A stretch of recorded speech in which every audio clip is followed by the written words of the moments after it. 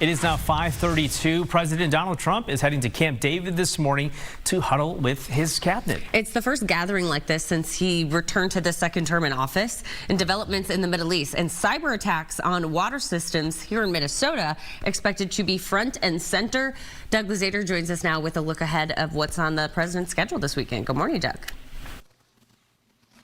Good morning. The president may be considering a new strategy for Iran and pushing ahead on what he calls a major step toward peace in Gaza.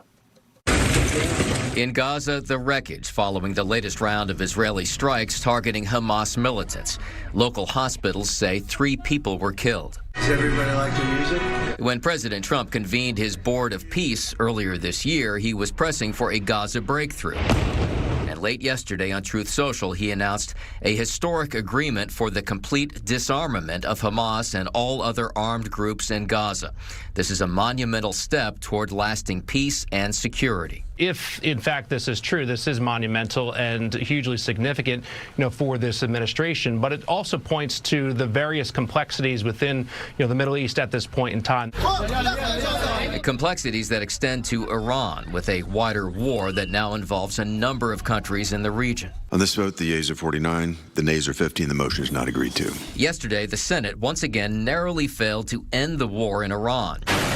And as the president considers what's next, there were reports of cyber attacks on more than 30 water systems in Minnesota.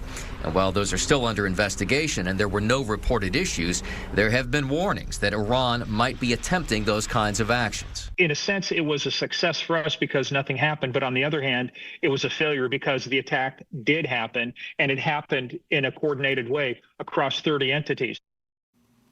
Just last week, federal officials issued an advisory warning that hackers in Iran could try to attack U.S. infrastructure. Back to you guys. All right, Doug Luzader following all of those latest developments for us live this morning. Thank you, Doug. Thanks, Doug. 5:34 here this morning, and a new report shows Americans' weapons stockpiles are dwindling. Research at the Center for Strategic and International Studies estimate the U.S. has fewer than 900 Patriot interceptors and 300 ballistic missile interceptors. The Pentagon insists it has all it needs to finish the war in Iran, yet Defense Secretary Pete Hegseth still calling on Congress to pass the department's budget.